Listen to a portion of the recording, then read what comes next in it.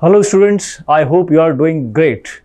Today we'll be understanding the important contributions of the Mahanayak of the country, the maker of the Constitution of India, yes, Dr. B.R. Ambedkar. We all would be knowing that recently on 14th of April, his 131st birth anniversary passed away. The country celebrated 131st birth anniversary of one of the foremost makers of modern India, Dr. B.R. Ambedkar. And expect questions on Dr. B.R. Ambedkar's contribution in nation building and national integration. So this video is dedicated for this great personality. Guys, we all know that there were various committees in the Constituent Assembly, and the Constituent Assembly was tasked to frame the Constitution of India. One such committee was called as Drafting Committee, and the chairperson of that committee was Dr. B.R. Ambedkar, Dr. Bhimrao Ambedkar, and it is he who is being referred as the chief architect of the Indian Constitution, and also was being said by the famous British jurist Ivor Jennings that Indian Constitution is a lawyer's paradise, a beautifully crafted constitution. And he had a strong belief in the Constitution that he once said that if I find the Constitution being misused, I shall be the first one to burn it. This shows the conviction of this person, with regard to his effort in bringing out the Constitution of the country. Guys, this is a story of a person who rose from the dust, from person which was born in a Mahar community, one of the most, depressed classes, the community which has seen, the worst form of caste-based oppression, harassment and persecution. From being treated worse than animals, this person rose from the dust to become the makers of the modern India, father of the Constitution of the country. Definitely, he was the crusader of the social injustice in the country and rightly regarded as the father of the Indian Constitution. Guys, many Orthodox Hindus call him, to be someone who dedicated his efforts only to the lower classes. But we know that, the Hindus, he worked for the revitalization of Hindus. Various Hindu reform laws were, passed, were being crafted on his efforts, right? So very important, he worked for the emancipation of women, for the labor class, for agriculture, so on and so forth. So before being a politician, he was an economist, right? He did his bachelor's from in political science from Bombay University. He went to pursue his higher studies from Harvard, and then DSc, Doctor in Science, from London School of Economics, right? So he was an economist turned politician, right? So therefore his contribution in the economic development is also something very, very important, right? And it was also this, he used to, because he stressed, his focus over the education, and he believed that education is the only weapon, which would make you enlighten, and you would be aware about your rights if you are educated enough, right?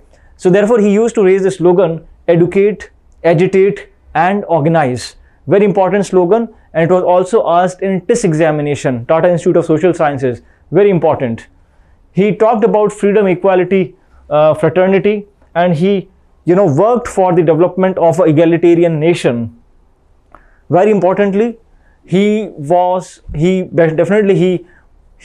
for the emancipation of the Dalits, and he started the temple entry movements. Very important, students, and they may also ask you in the examination.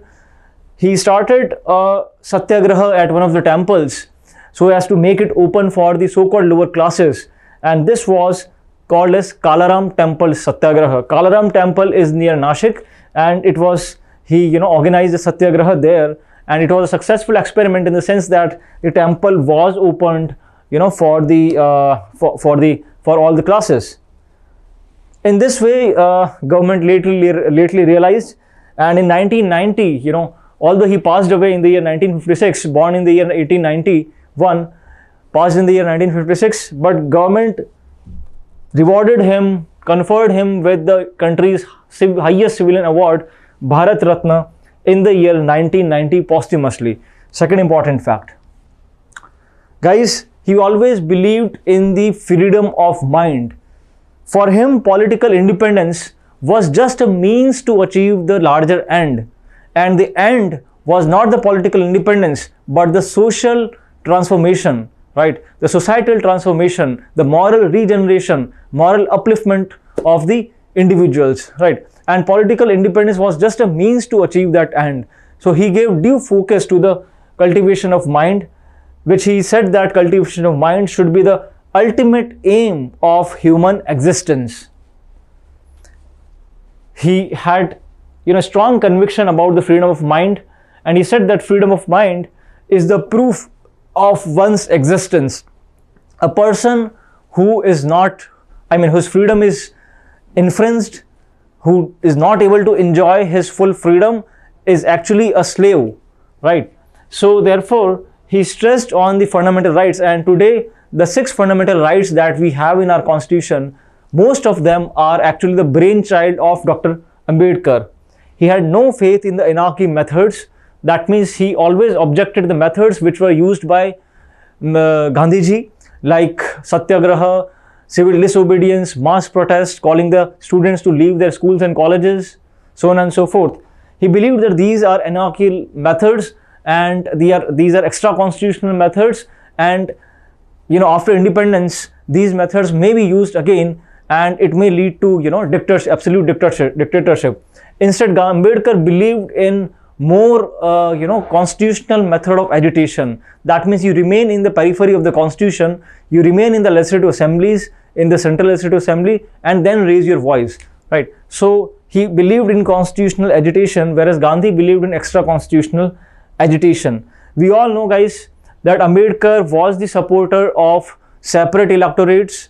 Separate electorates means, for example, let's say Udaipur is a ST seat, right? Today it's a reserve constituency. People from all the communities are voting for the ST candidate. But if it would have been a separate electorate, that means if a ST is contesting an election, only people from ST community are allowed to cast their vote, right? So that is called as separate electorates.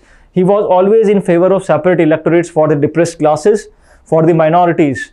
But Gandhi instead believed that if we go ahead with the separate electorates, it would result into divisions in the society, and untouchables would remain untouchables in perpetuity, right?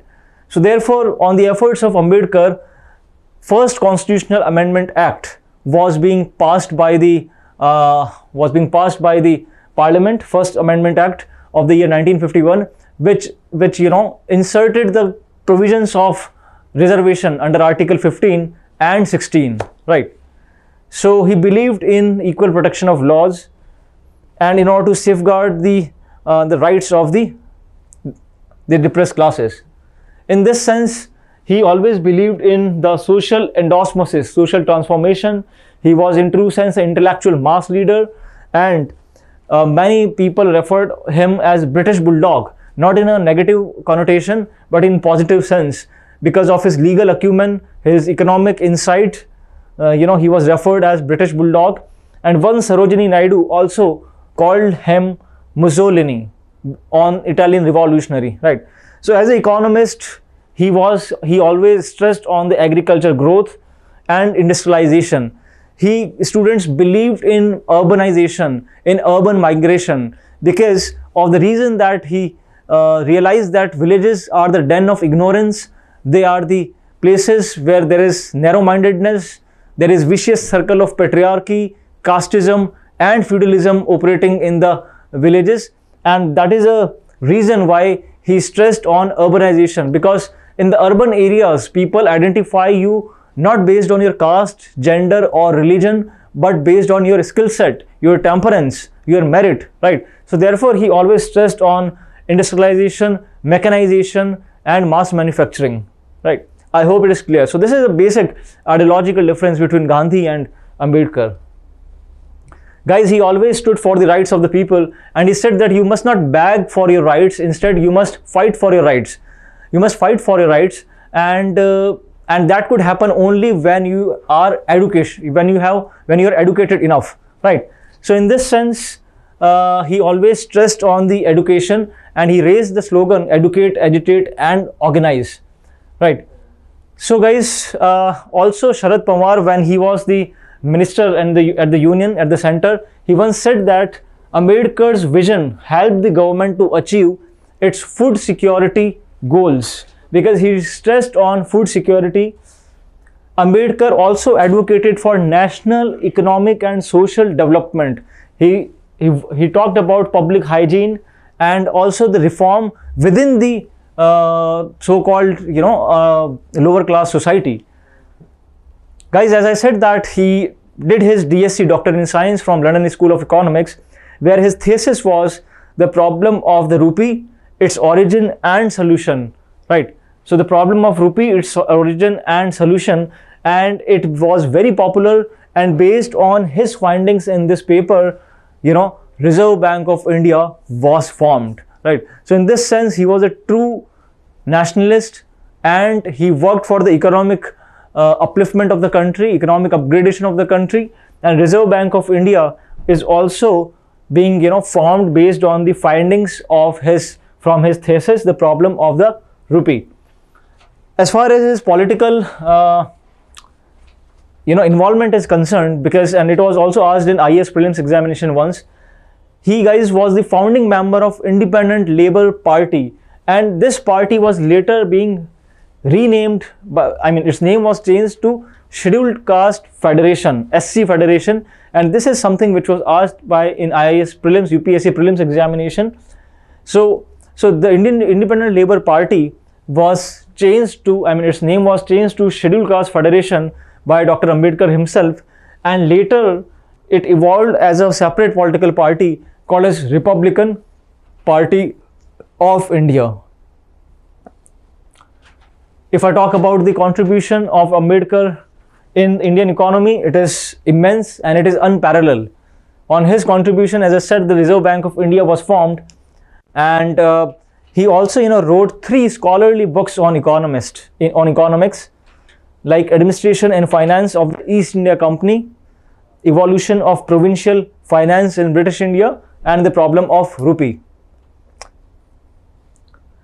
Guys, on his recommendation in the year 1951, Finance Commission of India, which we all know is a constitutional body under Article 280 of the Constitution, and it talks about the distribution of revenue between center and the state. For example, if center is earning 100 rupees, how much percentage of that would be devolved to the states, right? So that formula is being devised by the Finance Commission of India, which is a constitutional body under Article 280, right? So it talks about the distribution of revenue. Very important constitutional body, and it was being established in the year 1951 on the efforts of Dr. Ambedkar. I hope it is clear. At the same time, he also opposed the income tax for low income groups, LIG, and the tax slabs that we have today, because there is no tax slab for the people who are earning less than 5 lakh. So this idea is also being taken from Dr. Ambedkar. Guys, we all know that at the time of independence, India was divided into 11 British governors, provinces, and almost 565 princely states. There was feudalism in India, and the feudal landlords, the zamindars, used to possess swaths of land under them, right? So there were many villages which were under the possession and ownership of one zamindar, right? So there was no fair distribution or equitable distribution of resources, right? And this was actually going against the very idea of democratic socialism, where democratic socialism talks about the equitable distribution of resources, right? And we all know that we also had the right to property as right to property as a fundamental right till the year 1978, right? It was a fundamental right under Article 31 and Article 19, Clause 1, Subclause F.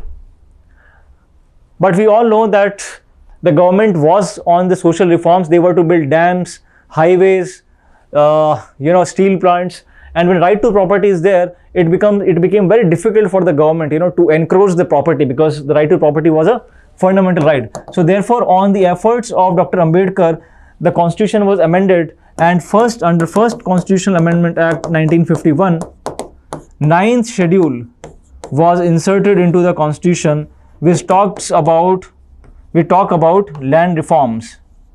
Land reforms. That means anything which is kept in the ninth schedule at that time was made judicially immune. That means there could be no judicial scrutiny on whatever that is being kept in the ninth schedule, right? So therefore, he stressed on the land reforms, equitable distribution of resources, and therefore he believed that the tenant who is working on the land, agricultural land, must be given the property rights. And on his efforts, the ninth schedule came into being, and many states, including Rajasthan, they passed many acts like the Rajasthan Tenancy Act, Rajasthan Land Revenue Act, to actually ensure the equitable distribution of resources, right? So very important contribution in the land reform, right? He talked about the free economy with a stable rupee. He believed that there must be no barrier to the economy, to the market. There must be free market economy, and he also believed that, he also believed in the floating exchange rate as compared to the fixed exchange rate. Very important, guys. He also talked about birth control measures, which very few of you would be knowing, because he was a visionary, and he believed that India could progress only when the population is in control. So therefore, he always advocated for birth control measures. He emphasized equal rights for women for economic development, right? So it is not that he was limiting his efforts only to the to the so-called lower classes, but he also put efforts for the emancipation of women. We'll understand how it happened. I hope it is clear. At the same time, he also contributed immensely for the water resources management, right?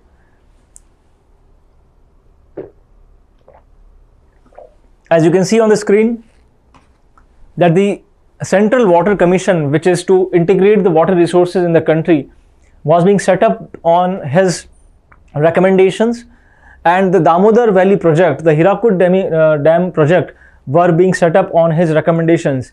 Damodar river, which flows into West Bengal, was called as the River of Sorrows.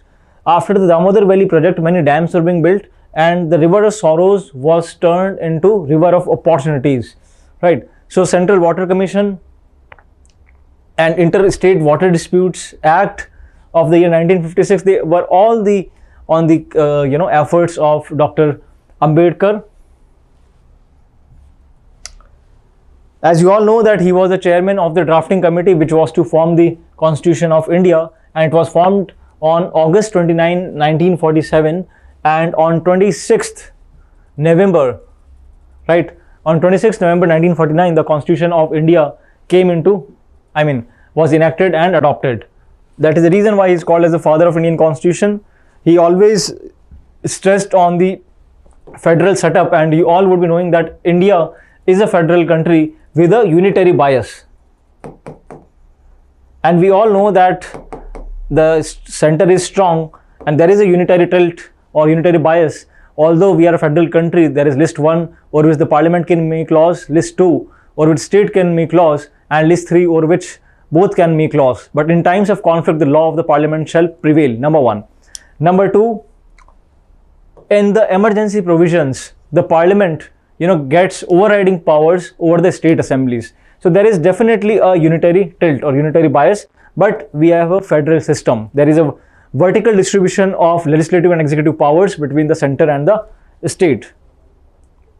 He also clarified all the criticisms which were around director principles of state policy. He always advocated for universal adult suffrage. That means the right to vote to all communities, irrespective of their gender, of their property rights, their education, so on and so forth. Very important contribution, Article 32. Guys, we all know that there are 6 fundamental rights in our constitution, and Article 32 is right to constitutional remedies. right to constitutional remedies means the right to get your fundamental rights protected is itself a fundamental right.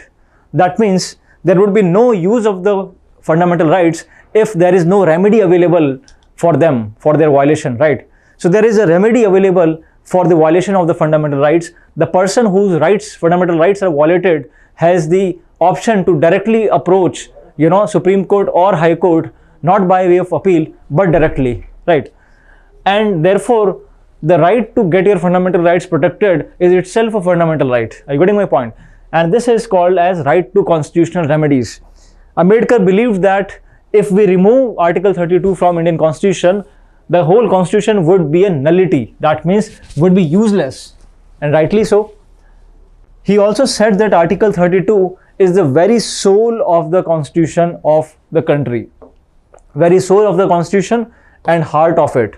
Right. So all the writ jurisdictions which are issued by the Supreme Court, like the writ of habeas corpus, mandamus, prohibition, certiorari, right, quo warranto, they all are issued by the Supreme Court and High Court, and they are nothing but based on the efforts of Dr. Ambedkar. Article 32, very important for all the students preparing for law exams, UPSC exams, and all the government examinations. Guys, on his recommendation, the Election Commission of India was being made an independent body. In this sense, definitely the Chief Election Commissioner is appointed, because the Election Commission of India under Article 324 is a constitutional body to conduct the free and fair elections, and there is Chief Election Commissioner, the topmost official in the Election Commission of India, and this person is being appointed by the President, but he cannot be removed by the President. That means he do not hold office during the pleasure of President. He can be removed only on the same grounds and same procedure as that of the removal of the judge of the Supreme Court of India, right? That means by special majority of the Parliament, 2/3 present and voting, right? Special majority. So in this sense, it ensures the independence of the Election Commission of India. I hope it is clear. Guys, he played a very important role in national integration as he believed in the uniformity of laws. We all know that we have a uniform criminal code, right? That means we have one IPC, Indian Penal Code 1860, and this is applicable to all the communities, all the religions, right? Even if you're Hindu, you're Muslim, Parsi, Sikh, Indian Penal Code, the criminal laws would be applicable uniformly to all the communities. But what about the civil laws? Is there any uniformity? The answer is no. So therefore, Ambedkar questioned that when you have uniform criminal code, why not have uniform civil code, right? Today, in our country, every religion have their own personal laws. Hindu personal laws, Muslim personal law, Sharia. Then you have, Parsi personal laws, religious laws. So when you have uniform criminal code, he talked that why not have uniform civil code, right? And therefore, on his efforts, the Hindu Code Bill were being passed by the Parliament in the year 1950s, and they talked about the rights of inheritance, that of marriage, adoption. It talked about the rights of divorce. So Hindu Code Bills in this way actually gave the rights to the women. It actually uplifted and empowered the women of the country, right? So he always believed in the uniform civil code, and till date there has been no uniform civil code. Every religion has their own personal law. For example, triple talaq was a practice in Muslim religion, although it is being knocked down by the Supreme Court, apex court, and today it is being declared as a crime. But then it was definitely part of the personal religious laws, right? So we don't have uniform civil code till date, and it is there still under directive principles of state policy, which is part 4th of the Constitution, and it is under Article 44, right? Uniform civil code. So both Ambedkar and Nehru, supported uniform civil code, because they believe that when we have one constitution, why we have different religious personal laws, right? So therefore they always supported uniform civil code, and on their efforts it was being kept under directive principles of state policy under Article 44, right?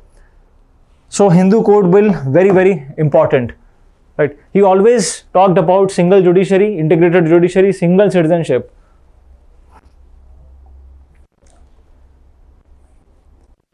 Guys, very important, today we are fighting for the language of the country. We all know that today the stars from the Bollywood and the South India, you know, they are fighting that what should be the language which is recognized by one and all. Although we don't have national language, we do have official Hindi as official language, but then there are voices which say that why not make Hindi in Devanagari script as a national language of the country, which actually, you know, unites us all. But definitely it cannot be so, because there are many states which we don't speak Hindi, right? But then Ambedkar always accepted Hindi in Devanagari script as the national language of the country.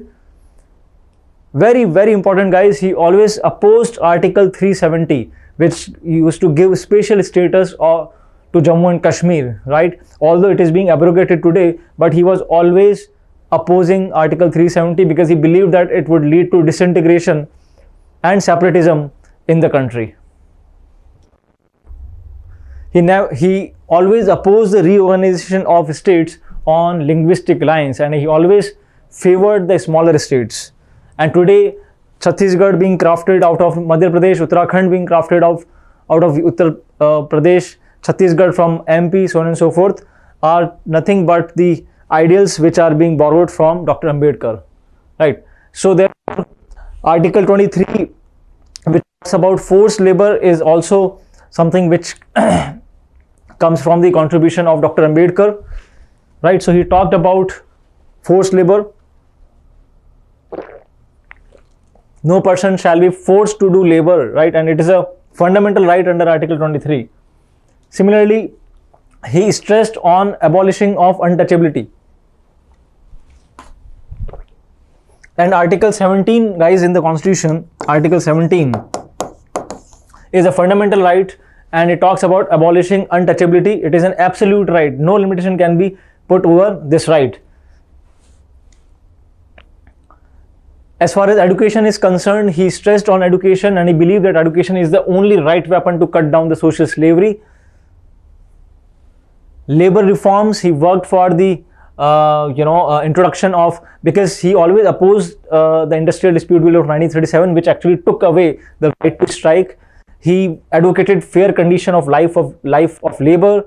He stressed on the right to work, equal pay for equal work. He believed that if women are doing the same, putting the same work hours, are doing the same work, then why are not they being paid the same, right? So he always believed in equal pay for equal work, right? And today it is definitely a directive principle.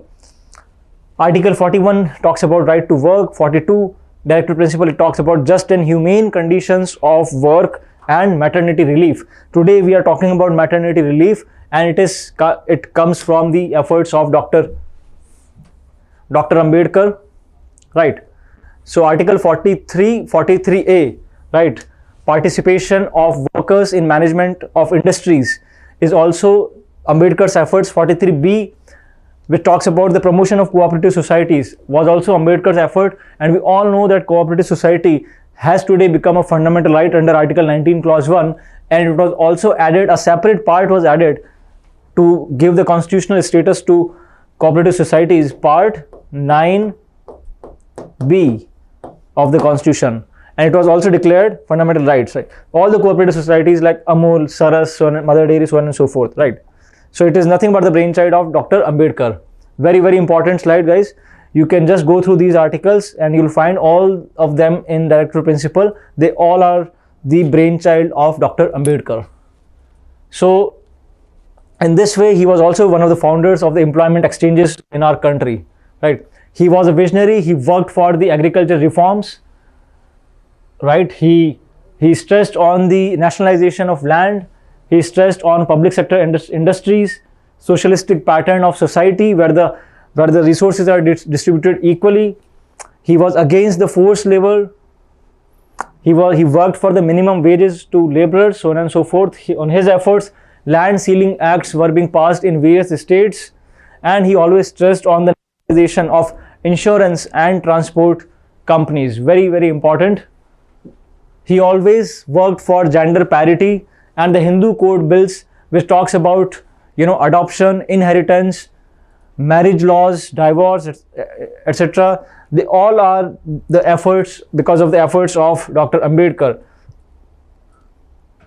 Right to work under Article 39, Clause D, and in 41, they all are based on the efforts of Dr. Ambedkar. In this way, guys, in conclusion, I can say that Dr. Ambedkar's ideals still hold their relevance, and today the country is facing, challenges, religious, socio-economic challenges, and definitely I believe that Ambedkar's spirit, Ambedkar's ideal would actually, help us solve these challenges, right?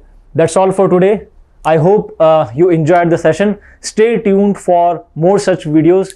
Do press the bell icon for the regular updates. Good day. Wish you all the best. Bye.